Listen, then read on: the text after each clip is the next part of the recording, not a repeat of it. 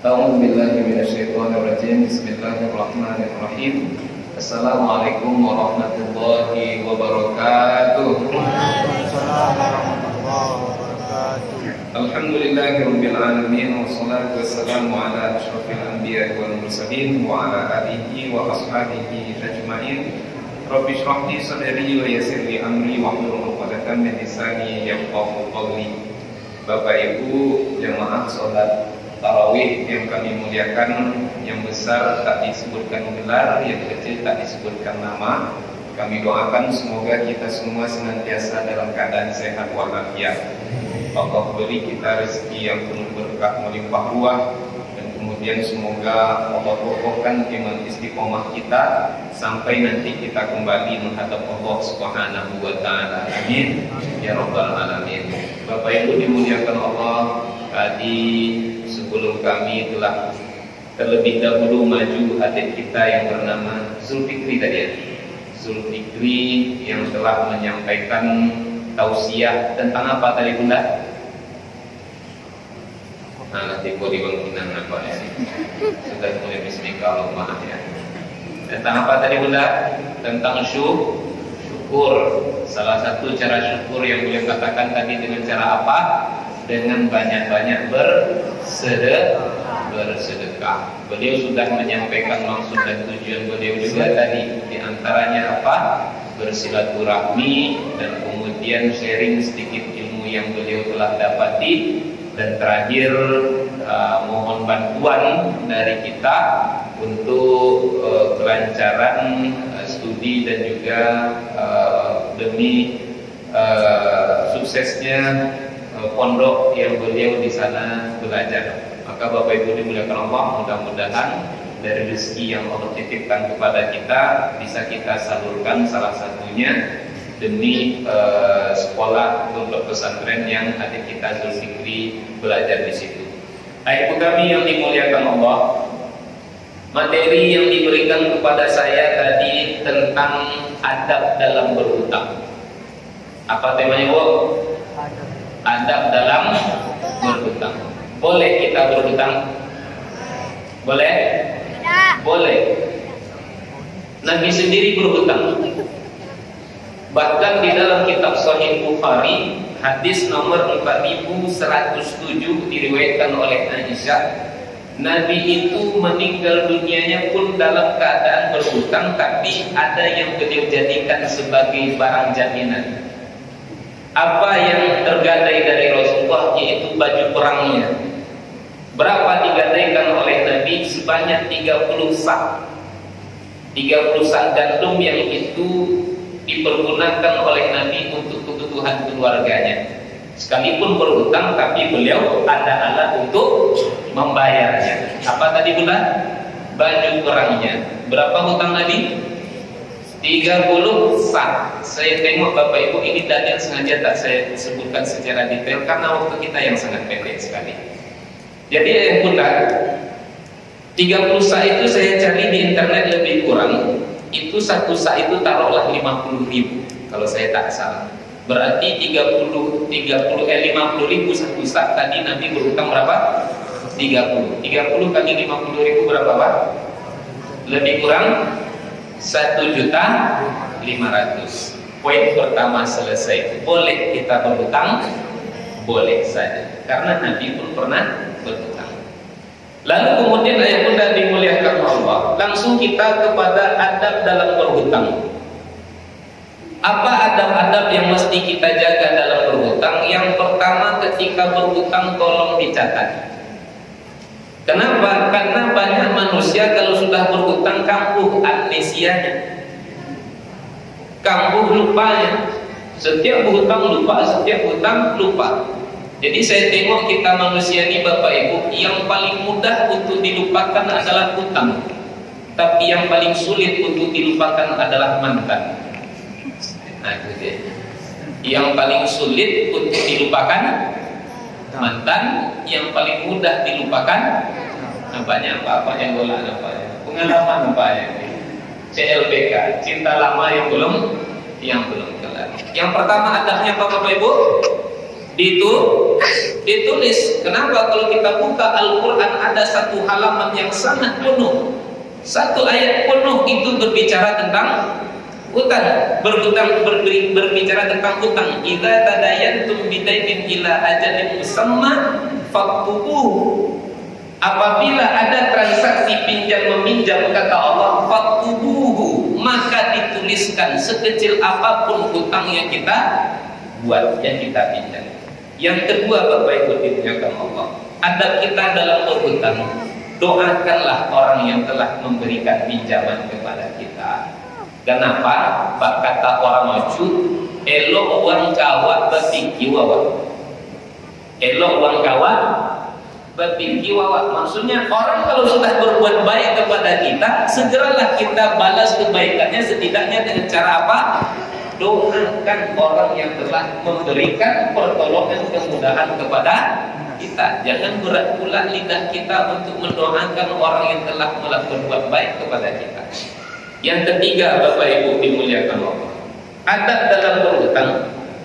Sekaligus yang keempat, tidak menunda-nunda dalam membayar hutang. Dan keempat, jangan ditunggu pula orang untuk menagih baru kita bayar. Yang ketiga apa, Bu? Yang ketiga, jangan apa? Jangan ditunda-tunda. Sekaligus yang keempat, jangan ditunggu pula orang untuk menagihnya. Kita kan kadang-kadang tidak, giliran berhutang lunak gigi daripada lidah. Tapi kalau giliran membayar,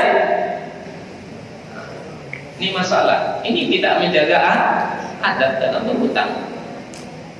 Jangan ditunda-tunda. Apalagi kalau sempat tak bayar. Zalim tak tuh ayat tunda? Menunda-nunda membayar hutang tuh zalim. Zalim.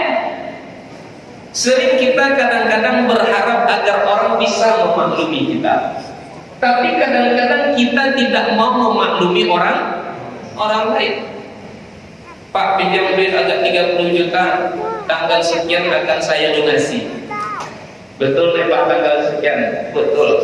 Oke lah Pak, tolong ya Pak ya, dilunasi tanggal sekian. Karena benar-benar di tanggal itu pun saya ada keperluan. Anak saya mau masuk kuliah, kontrakan saya mau dibayar, kredit mobil pun mau dilunasi. Tiba-tiba pas waktu yang ditentukan,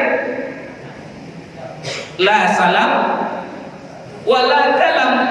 Zalim Bapak Ibu, zalim. Jangan menunda-nunda dalam membayar hutang. Kalau kita menunda-nunda membayar hutang, berarti kita telah mengingkari kesepakatan yang telah kita buat. Dosa tak tuh? Dosa. Kena ciri-ciri munafik. Apa ciri-ciri munafik? Idza hadatsa kadzaba wa idza wa'ada akhlafa wa idza tumina khana. Ciri munafik 3, berbicara dusta, berjanji ini kenanya. Berjanji ingkar, diberikan amanah khianat. Munafik. Orang munafik tempatnya di mana? Innal munafiqina fid darkil asfali minan nar. Sesungguhnya orang-orang yang munafik itu tempatnya di mana? Di kerak-kerak neraka. Pada waktu yang telah ditentukan bayar hutang kita. Bahkan kalau bisa sebelum waktu yang ditentukan segera kita bayar. Jangan tunggu dulu orang untuk datang menagihnya. Baik dia datang ke rumah ataupun di teleponnya ataupun di WA-nya.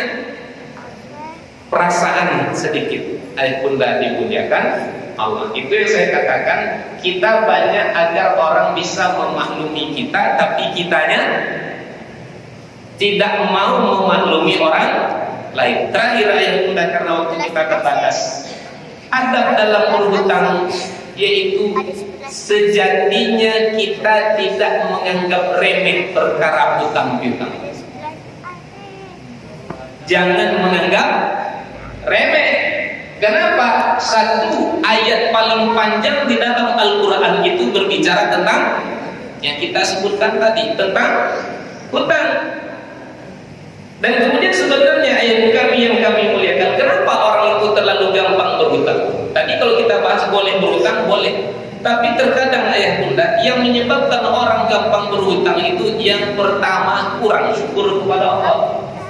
Kurang syukur. Yang kedua apa? Besar pasak daripada tiang. Ini yang menyebabkan kadang-kadang orang gampang dalam berhutang. Gaji 3 juta, gayanya 11 juta. Berapa gaji dari bulan? Gaji 3 juta, gayanya 11 juta. Tidak syukur kepada Allah. Iri melihat nikmat yang didapat orang lain. Tetangga beli mobil, awak nak beli mobil juga, padahal gaji belum mencukupi. Orang renovasi rumah, awak nak renovasi rumah juga, padahal kebutuhan masih banyak selain daripada untuk renovasi. Kurang syukur. Dan kemudian ayah bunda dimuliakan Allah, jangan anggap remeh perkara hutang. Yang pertama karena ayat paling panjang di dalam Al-Quran berbicara tentang hutang. Dan kemudian Nabi mencontohkan kepada kita untuk membayar hutang. Mana contohnya Bapak Ibu dimuliakan Allah? Dalam ketika di akhir-akhir hayat Rasulullah itu kan sakit Pak, sakit keras. Maka di saat sakit keras Nabi meminta sahabat untuk menjemput ke rumahnya dan dipapah ke masjid. Sampainya di masjid Bapak Ibu dimuliakan Allah, dinaikkan Nabi ke atas mimbar. Sampainya Nabi di atas mimbar, di antara kalimat yang keluar dari lisan Nabi, wahai sahabat-sahabatku, siapa di antara kalian yang pernah jatuh harga dirinya karena aku, ini aku Muhammad, aku akan bayar harga dirinya yang pernah jatuh itu. Maksudnya kalau kalian nak jatuhkan harga diri saya, silakan jatuhkan, tidak masalah. Yang kedua kata Nabi, kalau ada di antara kalian wahai sahabatku yang pernah aku berhutang kepada kamu, maka hari ini tolong tagih kepadaku. Karena Nabi juga manusia, barangkali ada lupa. Hampir 3 kali Nabi mengulang kalimat yang sama. Kali pertama, kali kedua tak ada sahabat yang merespon, karena sahabat merasa tidak ada Nabi yang berhutang kepada kami, tidak ada harga diri kami yang jatuh karena Nabi. Tiba-tiba angkat tangan salah seorang sahabat. Apa kata sahabat? Kalau saya tak salah namanya Akasha ketika itu. Wahai Rasulullah, ya, ada sesuatu yang ingin aku sampaikan kepada engkau wahai Rasulullah. Sekiranya itu dianggap sebagai hutang, maka aku minta agar engkau membayarnya hari ini. Oh, silakan saja kata Nabi. Apa dianya? Wahai Rasulullah, dulu dalam satu peperangan engkau mencambuk tungganganmu, engkau mencambuk ontamu, engkau mencambuk kudamu. Ketika engkau pecut kuda atau ontamu, ketika itu yang kena bukan ontamu, tapi yang kena aku ya Rasulullah. Kalau itu hutang ya Rasulullah, aku ingin tagih hari ini, aku ingin kau bayar hari ini ya Rasulullah. Sahabat geram Bapak Ibu. Kenapa sahabat geram? Nabi dalam keadaan sakit berat, ini orang ingin apa? Memecut Nabi. Macam-macamlah komentar para sahabat. Umar tak tahan, Abu Bakar apalagi. Sehingga akhirnya apa kata Abu Bakar? Wahai Rasulullah, orang yang paling pertama beriman kepada engkau adalah aku wahai Rasulullah. Maka dalam hal ini yang paling pantas untuk dihukum adalah aku wahai Rasulullah. Tapi Nabi jentel dan Bapak Ibu, Nabi itu bukan tipe orang yang suka mengkambing hitamkan orang lain. Nabi bukan tipe orang yang suka mencari kesalahan orang lain. Gentleman itu yang suka mencari kesalahan orang lain itu baci munafik. Buat lato-latonya nanti Pak. Bapak Ibu dimuliakan Allah. Nah pada akhirnya kata Nabi, wahai sahabatku, wahai Abu Bakar, wahai Umar, Ini urusan antara aku dengan dia. Apa kata Nabi? Ali, pergilah ke rumah sebentar, ambil pecutku di rumah, minta sama Fatimah. Diambil sama Ali, diberikan sama Fatimah, lalu diberikan kepada Rasulullah. Rasulullah posisinya di mana tadi? Di mana tadi, Bu? Di atas mimbar. Lalu kata orang ini, kalau saya tak salah Akasyah namanya, wahai Rasulullah, dulu ketika engkau pecut aku di bawah, engkau di atas. Maka semestinya sekarang harusnya di mana? Aku yang di atas, engkau yang di bawah. Nabi dengan beratnya Bapak Ibu dipapak lagi oleh para sahabat. Turunlah Nabi. Ketika posisi sudah sejajar Bapak Ibu, pecutlah aku lagi, kata Nabi. Kata Akasyah kepada Nabi, wahai Rasulullah, dulu di waktu engkau memecut aku tak pakai baju. Sekarang engkau pakai baju ya Rasulullah. Supaya adil, utang itu bisa dilunasi, bukalah bajumu terlebih dahulu. Nabi pun dibukanya bajunya. Ketika itu nampaklah ada ikatan di perut Nabi. Yang di ikatan itu ternyata juga ada batunya. Maknanya Bapak Ibu, Nabi dalam keadaan lapar. Penguasa dunia akhirat perutnya lapar. Pemimpin dunia akhirat perutnya lapar. Makanya Imam Syafi'i pernah katakan, ketika kalian mendapati ada seorang pemimpin, dia kaya, dia kenyang, sementara rakyatnya banyak kelaparan, sesungguhnya dia adalah apa kata Imam Syafi'i tadi, Pak? Kalau kalian mendapati ada pemimpin, dia bergelimang dengan kekayaan, dia penuh dengan kekenyangan, sementara rakyatnya banyak yang kelaparan, berarti dia adalah pencuri. Nabi Muhammad matinya dalam keadaan lapar. Nah, ayat bunda dimuliakan Allah, singkatnya, ini aku udah buka bajunya, pecutlah lagi, jangan kau tunda-tunda. Kenapa? Sebab kau tunda-tunda, Allah murka kepada kau nanti, wahai Akasyah, kata Nabi. Walhasil ayat bunda, ketika baju itu dibuka, cepat dipeluk Nabi oleh Akasyah. Berlinang air mata di pipi Akasyah. Lalu apa kata Akasyah? Wahai Rasulullah, siapa yang sanggup untuk menghukum engkau, wahai Rasulullah?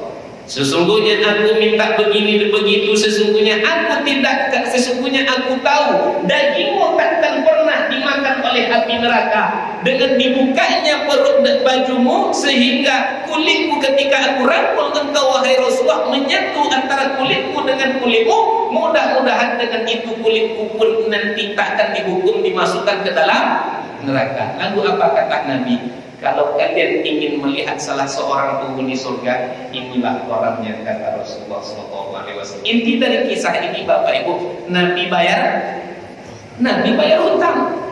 Maka kita umat Nabi juga harus bayar hutang. Jangan anggap remeh perkara hutang. Apa sebab? Dalam satu hadis Nabi katakan,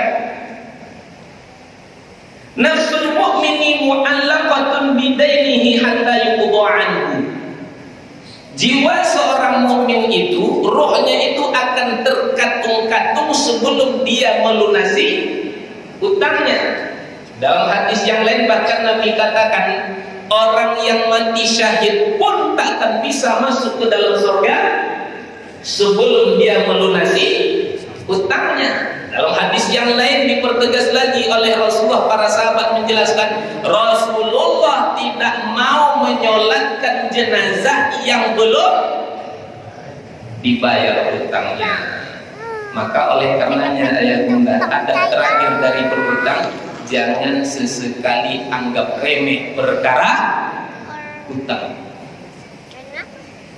Terus gimana caranya Ustaz? Saya berhutang sekarang nih. Kalau saya tunda-tunda 3 tahun lagi gimana? Jangankan 3 tahun, besok pagi ada jaminan kita masih hidup?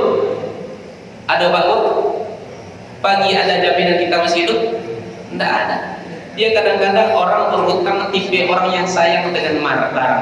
Jatuh tempo, duitnya tak ada, akhirnya ditunda-tundanya. Tunda lagi 3 tahun lagi Pak. Itu yang saya maksud tadi. Kita ingin orang memaklumi kita, sementara kita tidak mau memaklumi orang lain. Kalau sudah jatuh tempo, bayar segera, jangan ditunda-tunda. Cuma Ustaz awak tak ada fulus Pak Ustaz. Apa bunda yang ada? Tak nampak sama Ustaz ni yang emas kunis belakang atau gendeng-gendeng aku berjalan ni. Jual emasku. Tak nampak sama Ustaz ni kalung kuning atau bungku-bungku aku berjalan. Jual. Awak tak ada emas Pak Ustaz, sawit ada bunda, ada seketek Pak Ustaz. Di mana seketeknya itu dekat limau panjang? Berapa luasnya Ustaz? Bunda sejauh mata memandang. Sejauh mata memandang kecilnya seketek. Utang bunda berapa? 50 juta. Total harga sawit bunda itu berapa? Lebih kurang 1 M. Jual. Kira-kira terbayar? Ustaz nanti anak aku aja lah yang bayarkan hutangku itu Ustaz, ahli warisku. Jangan berharap kepada sesuatu yang tidak pasti. Jangan berharap kepada sesuatu yang kita anggap pasti. Yang pasti saja banyak mengecewakan, apalagi yang tak pasti. Mohon maaf Bapak Ibu, berapa banyak harta wakaf hari ini yang dipersengketakan oleh ahli waris Pak? Mohon maaf, berapa banyak harta wakaf yang hari ini dipersengketakan oleh ahli waris. Orang tua kita dahulu, ini tanah buat ini ya, ini tanah buat itu ya, tak ada hitam di atas putih. Kebetulan para saksi sudah meninggal dunia. Walhasil dapat pula yang ahli waris yang curang. Digugatnya, apalah kita buat? Mereka punya surat. Nah, hati-hati dalam berhutang. Bapak Ibu dimuliakan Allah, demikian dapat saya jelaskan. Mohon maaf atas segala kesalahan dan kehilafan. Kalau ada hari ini di antara kita yang berhutang, mudah-mudahan Allah berikan kepada kita kemudahan agar kita bisa melunasi hutang-hutang kita. Amin. Ya Rabbal Alamin. Wabillahi taufiq wal hidayah. Wassalamualaikum warahmatullahi wabarakatuh.